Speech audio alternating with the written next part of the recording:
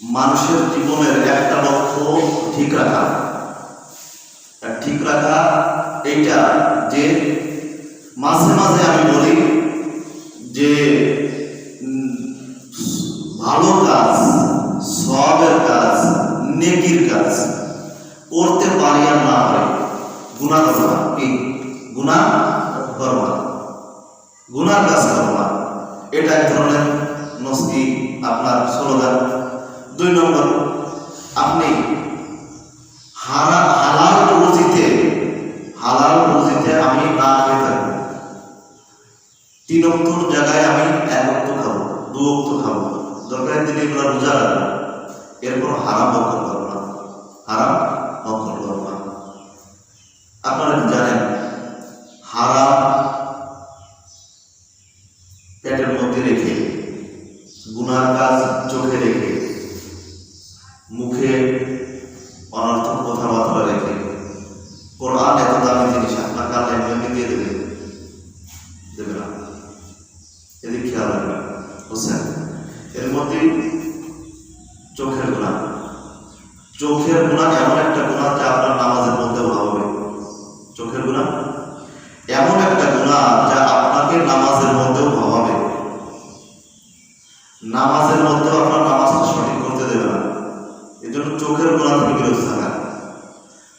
আমার হুজুর বলতেন, গুনাহের সূচনা শুধুমাত্র চোখ দিয়েই হয়।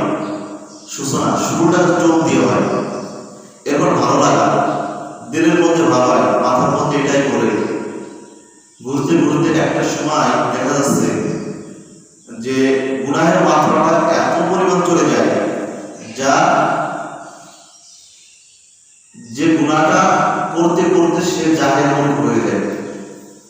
আমাদের হুজুর বলতেন যে গুনাহের যে স্টেশন গুলো আছে, স্টেশন গুলো আছে, সেই স্টেশনের মধ্যে সব থেকে গুনাহের শুরুর স্টেশন হলো চোখ দিয়ে দেখলেন, আস্তে আস্তে তার কাছে যাবেন, এরপর আপনার হাত যাবে, শেষ পর্যন্ত দেখবেন লজ্জা স্থান হয়ে শেষ হয়ে যাবে, লজ্জা স্থানে শেষ হয়ে যাবে।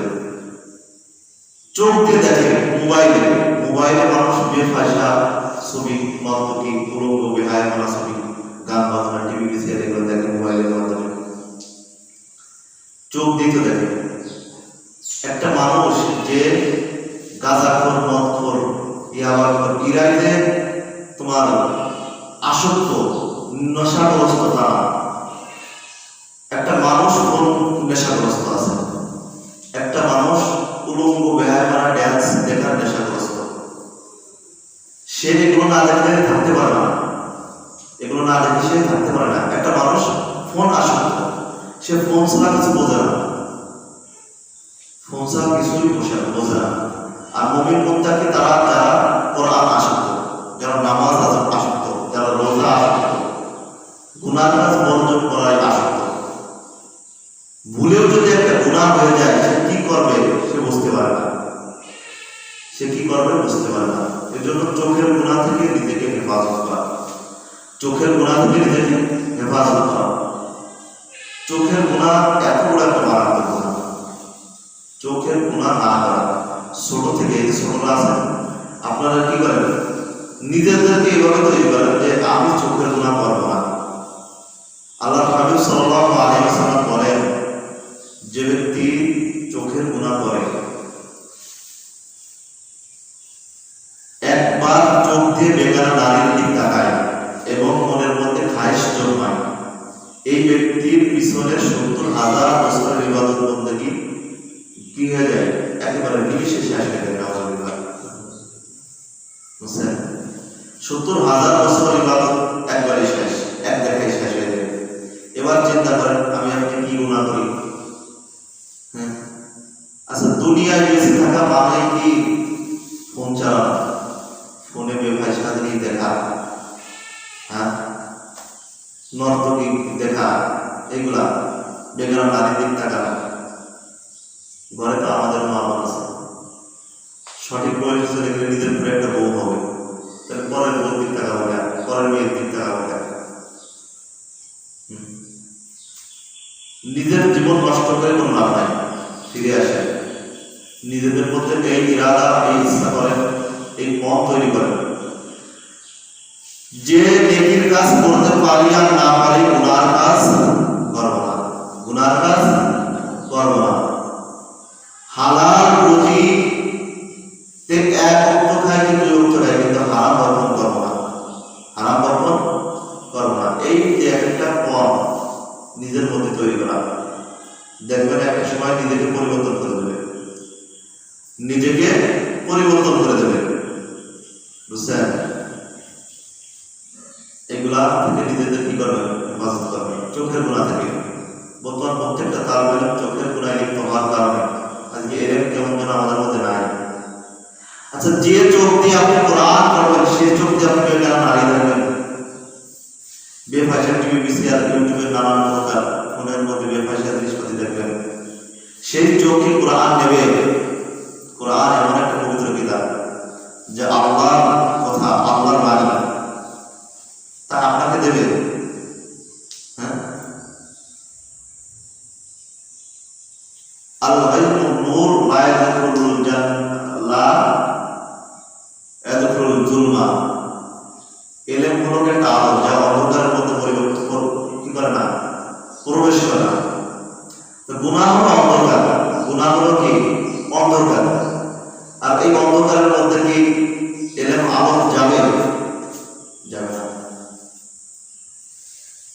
দুধ রাখার জন্য যেমন পাতিলটা কি লাগে? পবিত্র থাকতে হবে, পরিষ্কার থাকতে হবে, তাহলে দুধটা খাওয়ার উপযোগী হবে। ঠিক তেমন কোরআন যাতে রাখবেন ওইটাও পবিত্র হতে হবে, আপনার সিনাটা পবিত্র হতে হবে, আপনার মন মানসিকতা ভালো থাকতে হবে, আপনার চোখটা পবিত্র থাকতে হবে, আপনার জবানটা পবিত্র থাকতে হবে। জবান দিয়ে আপনি বেফাইসা কথাবার্তা বলতেছেন, আমার জবান দিয়ে কোরআন বলতেছেন। আপনার জেহেন দিয়ে আপনি বেগানা নারীর কথা চিন্তা করতেছেন, আবার ওই জেহেন দিয়ে কোরআন করতেছেন। কোরআন কি এত সহজ? হ্যাঁ, কোরআন কি এত সহজ?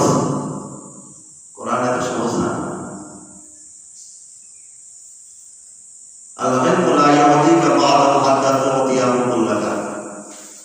আপনি ইলম পাওয়ার উদ্দেশ্যে আপনি যদি নিজেকে উৎসর্গ করে দেন, একেবারে উৎসর্গ করে দেন, দিনটা 24 ঘন্টা উৎসর্গ করে দেন ইলমের পিছনে, ইলমের পিছনে যদি উৎসর্গ করেন হাত্তা আত্মমতিয়াহুল্লাহ, তাহলে এই কোরআন, এই হাদিসের কিতাব আপনার হাত্তা আত্মমতিয়াহুল্লাহ একদম সীমিত দেবে, আপনার উল্লাহ নিশ্চিত পরিমাণ দেবে। ইলম এত কিরকম? আর আপনারা খেলায় খেলায় খেলায় গুনাহ করতেছেন, মুখে বেফাইসা কথা আছে, সময়ের দিক খেয়াল নাই, এসব করেও আপনারা চিন্তা করতেছেন যে আমি এনে পেয়ে যাবো না। এনে পাবেন, দেখা গেছে আল্লাহ দেশে আবার নিয়ে নেবে। এই চোখের কত হাফেজ হতে দেখছি, আমার কত হাফেজকে গুমরাহের দিকে যেতে দেখছি, কত আলেম দেখছি, কত আলেম গুনাহগার হয়ে দেখছি। এই জীবনে ইখলাসের সাথে থাকবেন, গুনাহ ছাড়বেন, বাকি হায়াতটুকু নেকি ধরবেন। আল্লাহ পাক রব্বুল আলামিন আমাদের সবাইকে তৌফিক দান।